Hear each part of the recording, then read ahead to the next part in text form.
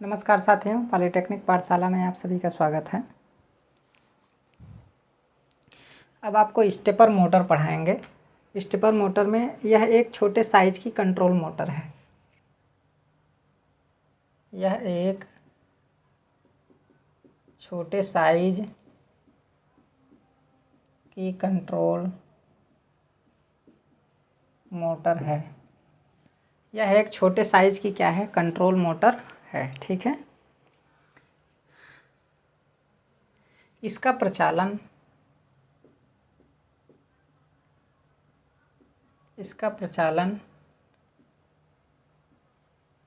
Control pulse तथा digital signal पर होता है। कंट्रोल पल्स तथा डिजिटल सिग्नल पर होता है। ठीक है। यह मोटर कंटीन्यूअस नहीं घूमती है, रुक रुक के चलती है, रुक रुक कर चलती है। ठीक है।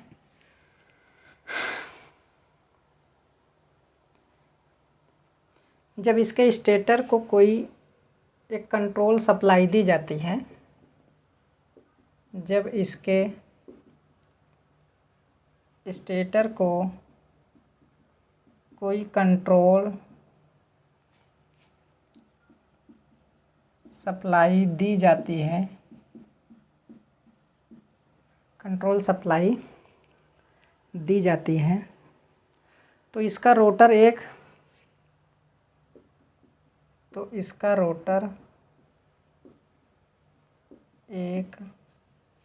निर्धारित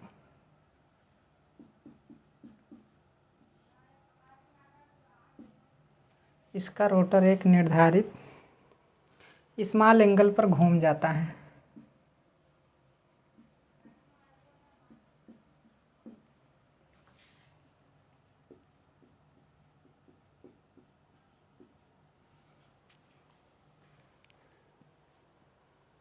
स्मॉल एंगल पर क्या हो जाता है? घूम जाता है। ठीक है।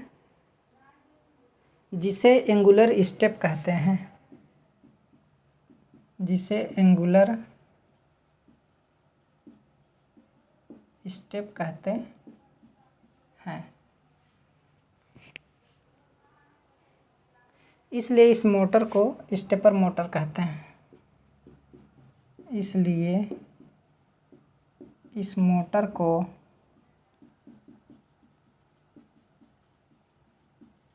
स्टेपर मोटर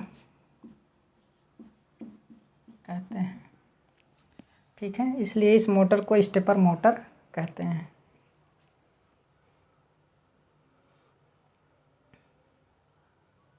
स्टेपर मोटर कहते हैं। ठीक है।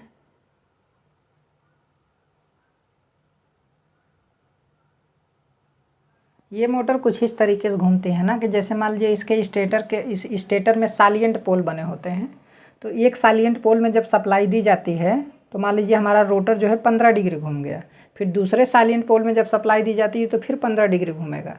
फिर तीसरे में जब सप्लाई दी जाएगी तो फिर 15 डिग्री घूमेगा। तो इस तरीके से ये मोटर बनी होती है, रुक रुक के चलती है, स्टेप वाइज चलती है ऐसे जो है सर्कुलर ही घूमती है, लेकिन यह है कि स्टेप वाइज चलती है, रुक रुक के चलती है। ठीक है। तो इसलिए इसे स्टेपर मोटर के नाम से क्या किया जाता है? जाना जाता है। इसका प्रयोग डिजिटल इंस्ट्रूमेंट में किया जाता है। इसका प्रयोग डिजिटल इंस्ट्रूमेंट में किया जाता है। डिजिटल इंस्ट्रूमेंट में किया जाता है। जैसे कंप्यूटर हो गया, ये कंप्यूटर में क्या किया जाता है? यूज किया जाता है। कंप्यूटर हो गया, प्रिंटर हो गया, तमाम सारी चीज़ें हैं, ऐसी जगहों पर इसे क्या किया जाता है? यूज किया जाता है।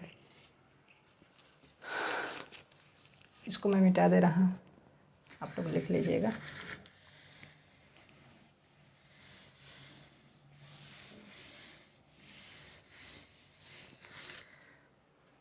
स्टेपर मोटर का मैं थोड़ा फिगर मैं आपको बना के दिखा रहा हूँ। जैसे ये हमारा क्या है, स्टेटर है मान लीजिए, तो इसमें हमारे कई सारे पोल बने होते हैं।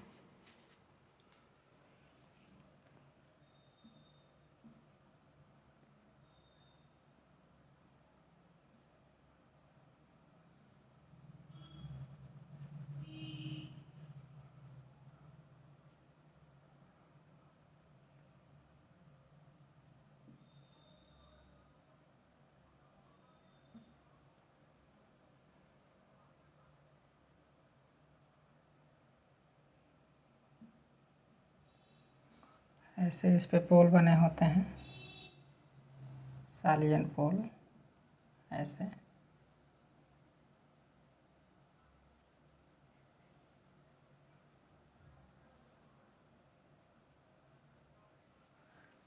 ठीक है, ये कुछ इस तरीके का होता है। अब इसमें जो रोटर होता है ना, रोटर पे भी हमारा ऐसे ही पोल बना होता है। रोटर पे टीथ बना होता है, टीथ निकला रहता है, ये टीथ है हमारा कुछ इस तरीके का। ठीक है,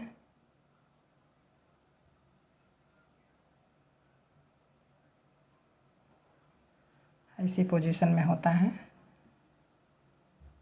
इसके बारे में पूरा बहुत ज़्यादा डिटेल मैं आपको नहीं बताऊंगा, क्योंकि उतना ज़्यादा सिलेबस में दिया नहीं है ना। ठीक है, तो इतना मैं बताऊंगा नहीं। इसमें बाइंडिंग होती है, इसमें जैसे बाइंडिंग होती है आपका, ये कंडक्टर है, ये क्या है हमारा कंडक्टर है। एक में डाट होगा तो एक में क्या होगा, क्रॉस होगा। इसमें कुछ इस तरीके से बाइंडिंग लपेटी होती है। जैसे मान लीजिए ये बाइंडिंग ऐसे इसमें की गई है। ठीक है, तो इसमें आपका सप्लाई दी जा सकती है। तो मैं केवल एक को दिखाया हूँ। ठीक, इस तरीके से। तो ये हमारा क्या हो गया, रोटर हो गया, और ये हो गया सालिएंट पोल। सालिएंट पोल, ठीक है, ये हमारा क्या हो गया, सालिएंट पोल। ऐसे बाइंडिंग दी जाती है इसमें मान लीजिए इसमें बाइंडिंग कर दे रहे हैं, तो ये हमारा क्या हो गया, इसमें बाइंडिंग की गई है। तो इसी प्रकार इसमें भी बाइंडिंग हो रहती है आपकी, इसमें भी बाइंडिंग रहेगी। तो इन सब में क्या रहती है, सब में बाइंडिंग रहती है। रोटर पे बाइंडिंग नहीं रहती है, रोटर पर टीथ बने होते हैं। ये सालिएंट पोल है और ये क्या है आपका, टीथ है, टीथ है। समझ में आया। आप इसे स्टेटर टीथ भी बोल सकते हैं, ऐसा कुछ नहीं है। स्टेटर टीथ और ये क्या है, रोटर टीथ है। पोल भी बोल सकते हैं, आप इसे भी पोल बोल सकते हैं, कोई दिक्कत की बात नहीं। लेकिन जो क्वेश्चन आपके एग्जाम में आता है वो टीथ से रिलेटेड ही क्या होता है, आता है। तो ये स्टेप वाइज घूमता है। ये कहाँ, अभी मान लीजिए यहाँ पे है आपका, ठीक है, अभी यहाँ पे हमारा, तो अभी जब इसमें सप्लाई देंगे ना, तो ये क्या होगा, इधर घूम जाएगा। कारण जब इसमें सप्लाई देंगे तो इधर ही आपका यन बन जाएगा, इधर क्या बन जाएगा आपका, यस बन जाएगा, क्योंकि इसमें भी तो सप्लाई दी जाएगी, इसमें भी तो बाइंडिंग आपकी की जाती है। ठीक है, वो आपस में कनेक्शन होता है। तो बाइंडिंग इस तरीके से कनेक्शन होता है कि एक में सप्लाई देने से इसमें भी सप्लाई आ जाती है। तो जब यहाँ पे सप्लाई देंगे तो मान लीजिए इसमें जब सप्लाई इन दोनों में दी गई तो इसमें आपका यन बन गया, इसमें यस बन गया। तो ये क्या होगा, देखिए इसका टीथ जो है, अभी इधर तो सप्लाई दी नहीं गई है, तो इसका टीथ जो है इधर घूमेगा। कारण क्या है, क्योंकि इधर से जो फ्लक्स निकलेगा वो लो रिलक्टेंस जो है पाथ ढूंढेगा। तो इधर से लो रिलक्टेंस चाहिए, इधर से क्या सीधा जाएगा तो ज़्यादा रिलक्टेंस होगा, तो ज़्यादा रिलक्टेंस से होकर जाएगी नहीं। तो इधर से होते हुए फ्लक्स हमारा जो है इस साइड से निकलेगा, इधर से ऐसे आएगा। तो ये क्या करेगा, ये यन जो है इस पर एक फोर्स लगाएगा, तो ये थोड़ा सा घूम जाता है इस साइड। ठीक है, तो एंटी क्लॉकवाइज घूम जाएगा। तो वो मान लीजिए 15 डिग्री क्या हो जाएगा, घूम जाएगा। जब ये क्या कहते हैं आपका, जब इसमें 8 इस सालिएंट पोल होंगे, इस पर जो है 6 होंगे, तो वो 15 डिग्री क्या करता है, घूमता है। ठीक है, अब जैसे मान लीजिए इसके और इसके बीच में जो आपका एंगल है यहाँ से, वो कितना होता है, 45 होता है, 45 डिग्री का एंगल होता है। ठीक है,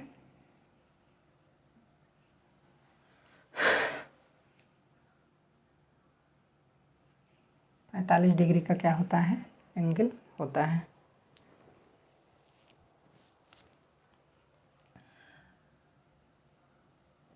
तो जब इसमें सप्लाई दी जाती है ना तो ये थोड़ा इधर घूम जाता है। पहले तो मान लीजिए ये इधर था, यहाँ पे था, पहले मान लीजिए यहाँ पे था, ये वाला तो इधर ही था ना पहले जब इसमें सप्लाई दी गई थी, ठीक है। तो ये इधर था, अब जब इसमें सप्लाई दी जाएगी ना तो ये वाला पॉइंट जो है आपका यहाँ पे पहुँच जाएगा। ये वाला पॉइंट हमारा कहाँ पर पहुँचेगा, यहाँ पे पहुँच जाएगा। समझ में आया? ऐसे घूम करके, क्लॉकवाइज घूम करके। तो कितना घूमेगा, अभी इसके सीध में आ जाएगा तो हो जाएगा, फिर रुक जाएगा, तो फिर यहाँ पे कितना हो गया, मान लीजिए यहाँ पे इतना था, यहाँ से यहाँ तक कितना था, 45 था। समझ में आया? और इसके बीच का जो एंगल होता है वो कितना होता है, 60 डिग्री का होता है। इसके और इसके बीच का जो एंगल होता है 60 डिग्री, तो ये 45 है, तो ये कितना हो जाता है, 15 डिग्री हो जाता है। फिलहाल इसका कंस्ट्रक्शन कुछ इस तरीके से है, बस आप इतना समझिए, ठीक है। फिगर आप बना दीजिएगा, बाकी जो मेन पॉइंट है मैं इसको लिखवा दे रहा हूँ। मैं आपको कई बार कह रहा हूँ कि इसमें मैं पूरा आपको नहीं समझा रहा हूँ, ठीक है।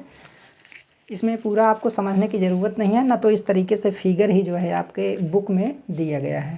तो वो तो मैं सिर्फ ऐसे बता दिया कि इसमें कैसे सालिएंट पोल बने होते हैं, इसमें रोटर पे क्या बने होते हैं, टीथ बने होते हैं, ठीक है। अब सालिएंट पोल 4 भी हो सकते हैं, रोटर पे भी 4 हो सकता है, ऐसा नहीं है। तो अलग अलग तरीके से डिज़ाइन किया जाता है।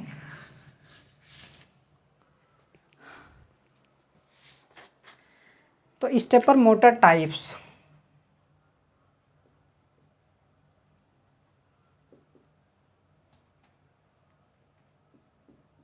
Stepper motor types. तो ये देखिए, इसमें जब 6 टीथ हैं, इसमें 8 पोल हैं, तो इस कंडीशन में ये 15 डिग्री इसका स्टेप एंगल होगा। स्टेप एंगल क्या, ये हमारा स्टेप एंगल है। इसी एंगल से क्या करेगा, वो घूमेगा। एक बार में जो घूमेगा तो वो 15 डिग्री घूमेगा, दोबारा घूमेगा तो फिर 15 डिग्री घूमेगा, तिबारा घूमेगा तो फिर 15 डिग्री घूमेगा। समझ में आया? तो स्टेपर मोटर तो आपको पढ़ाया ही जा रहा है। इसमें क्या है, हाँ, वेरिएबल रिलक्टेंस स्टेपर मोटर सबसे पहला है।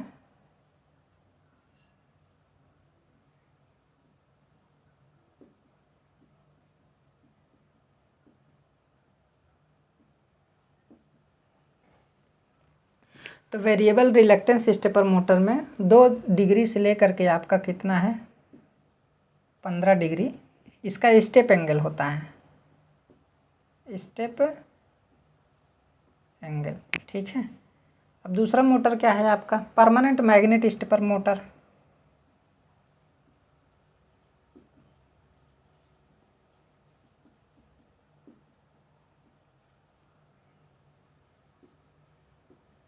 इसका स्टेप एंगल कितना है, 30 to 90। सबसे ज़्यादा स्टेप एंगल से यही घूमता है, परमानेंट वाला, ठीक है। दूसरा क्या है, हाइब्रिड मैग्नेट स्टेपर मोटर।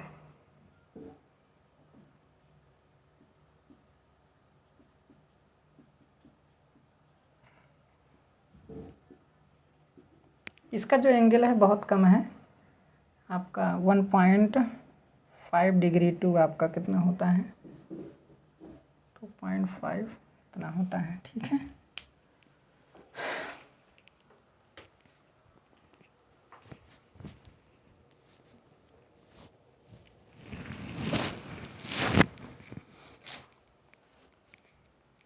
तो ये 3 टाइप के स्टेपर मोटर होते हैं। इसके प्रकार के बारे में नहीं पढ़ाएंगे। सबसे ज़्यादा हाइब्रिड वाला क्या किया जाता है, यूज किया जाता है। ये जो बनाया गया है वेरिएबल रिलक्टेंस वाला है, ये वाला जो बनाया गया है वेरिएबल रिलक्टेंस टाइप है। वही हमने बताया ना कि जब मान लीजिए इधर हमारा क्या होगा, ये हमारा इधर चला आएगा, थोड़ा इधर, ठीक है। अभी ये हमारा क्या किधर था, इधर था, तो ये घूम के इधर गया। कारण क्या है कि इधर से फ्लक्स निकलेगा तो लो रिलक्टेंस यहीं से मिलेगा ना। अब इधर से तो लो रिलक्टेंस मिलेगा नहीं, क्योंकि ये थोड़ा घूम गया है। पहले तो यहाँ पे था, पहले यहाँ पे था आपका, पहले ये भी हमारा कहाँ था, यहाँ था। तो इधर से लो रिलक्टेंस मिलेगा, तो इस वजह से ये एक फोर्स लगाएगा, रिलक्टेंस फोर्स लगाएगा, जिसकी वजह से ये एंटी क्लॉकवाइज डायरेक्शन में घूम जाएगा। तो ये आपका इधर आ जाएगा सीधे में, ठीक है। तो 15 डिग्री घूम जाएगा। तो ये रिलक्टेंस वाला ही है। तो आपके बुक में जो है रिलक्टेंस वाला ही दिया था, थोड़ा बहुत उसके बारे में जो है दिया था।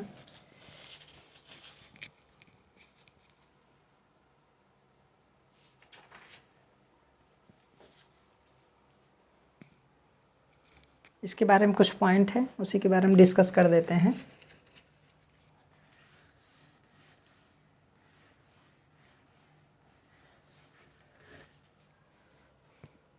यह सिंक्रोनस मोटर का एक विकसित रूप है। यह सिंक्रोनस मोटर का एक विकसित रूप है।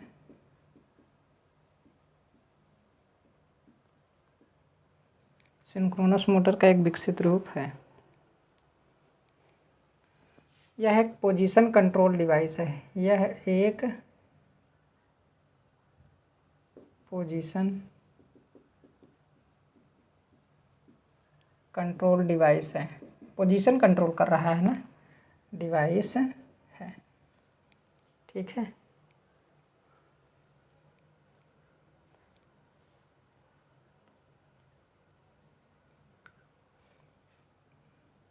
यह कन्वेंशनल मोटर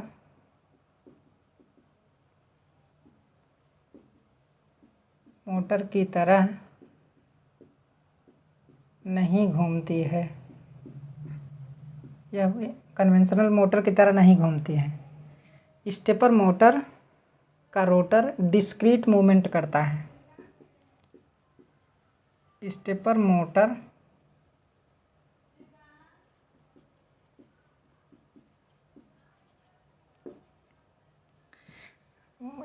मोटर का रोटर डिस्क्रीट मूवमेंट करता है।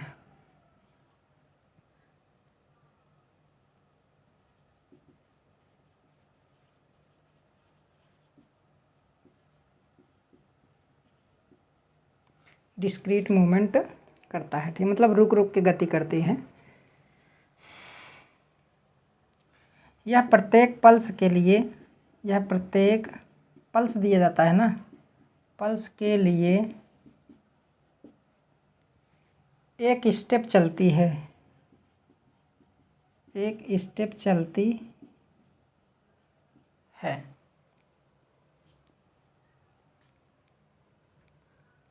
अर्थात एक प्रिसाइज परिशुद्ध एंगुलर डिस्टेंस तय करती है। एंगुलर डिस्टेंस तय करती है, ठीक है।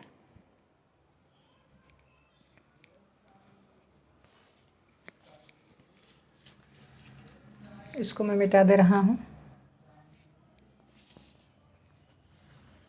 सभी लोग लिख लीजिएगा।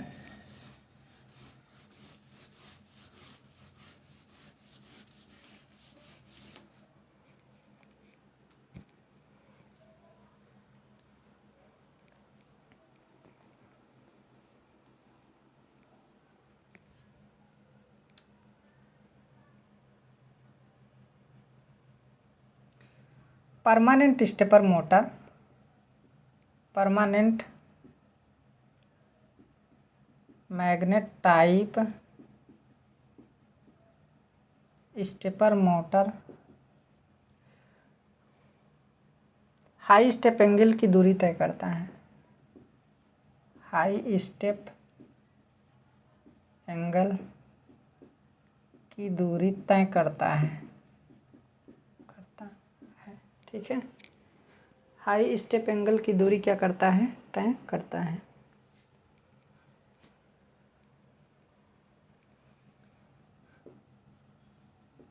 वेरिएबल रिलक्टेंस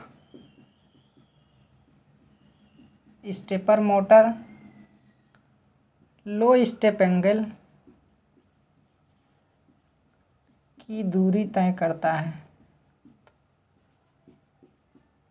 लो स्टेप एंगल पे घूमती है, वाला ज़्यादा स्टेप एंगल पे, सबसे ज़्यादा स्टेप एंगल पे क्या करती है, घूमती है, ठीक है।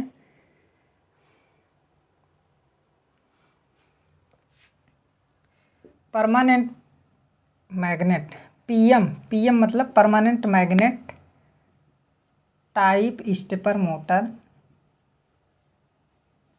मोटर के लिए बाहरी एक्साइटेशन की ज़रूरत नहीं पड़ती है। एक्साइटेशन की आवश्यकता नहीं पड़ती है, बाहरी एक्साइटेशन की आवश्यकता नहीं पड़ती है। समझ में आया? ये चीज़ है, क्योंकि परमानेंट है ना, तो परमानेंट मैग्नेट उसमें यूज हो रहा है, तो उसमें कोई दिक्कत की बात ही नहीं है।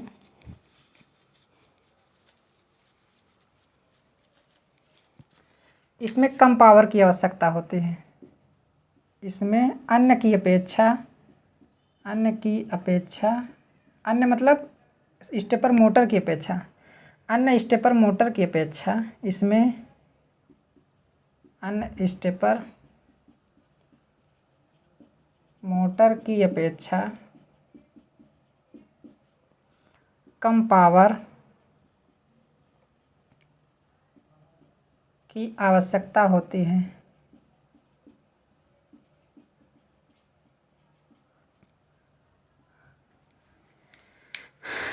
कम पावर की आवश्यकता होती है।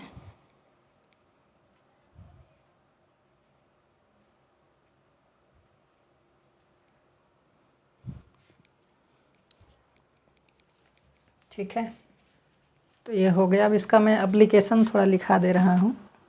एप्लीकेशन, उसके बाद जो है ये आपका क्या हो जाता है, समाप्त हो जाता है। ठीक है, इसमें 2 फार्मूले भी हैं, स्टेप एंगल निकालने के फार्मूले।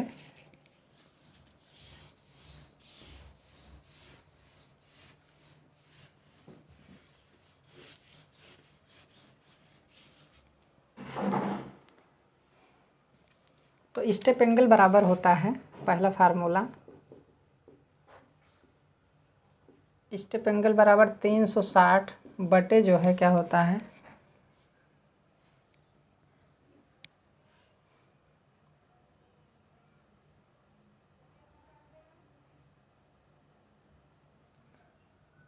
M into N R. ठीक है, जहाँ यम क्या है, number of phases, number of stator phases, number of phases. अब देखिए स्टेटर फेजेज में 3 फेज हो सकता है, 6 फेज हो सकता है, कुछ इस तरीके से हो सकता है। तो जो भी फेज दिया रहेगा उसको यहाँ पे रखेंगे। एन आर क्या है, rotor poles, rotor salient pole.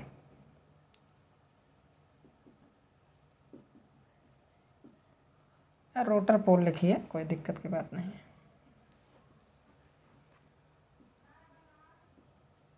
Poles are rotor teeth. ठीक है, तो ये दिया रहेगा, तो ये एंगल में आप क्या कर सकते हैं, निकाल सकते हैं। तो स्टेप एंगल यहाँ से क्या करता है, निकलता है। और एक स्टेप एंगल का और फार्मूला होता है, स्टेप एंगल बराबर N S minus N R बटे N S N R into 360 degree.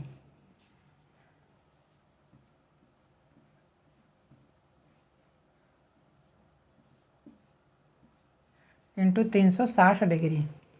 अब यहाँ पर एन एस क्या है, एन एस क्या है, स्टेटर टीथ,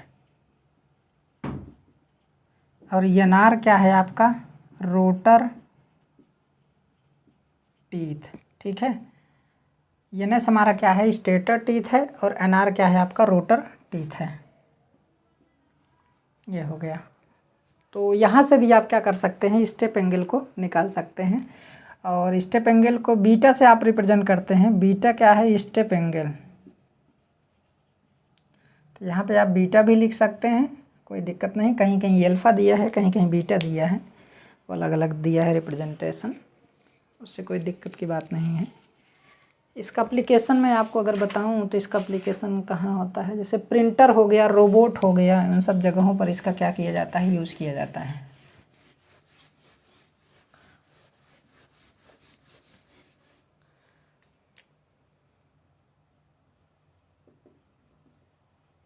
प्रिंटर हो गया, रोबोट्स हो गया, इसमें एप्लीकेशन बता रहे हैं, लिख लीजिएगा। और DSLR कैमरा हो गया, कैमरा DSLR कैमराज। ठीक है, वीडियो कैमरा,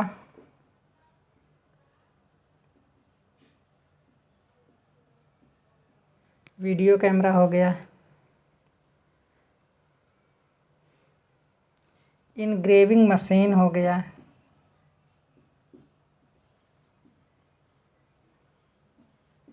इनग्रेविंग मशीन हो गया, और एटीएम मशीन हो गया।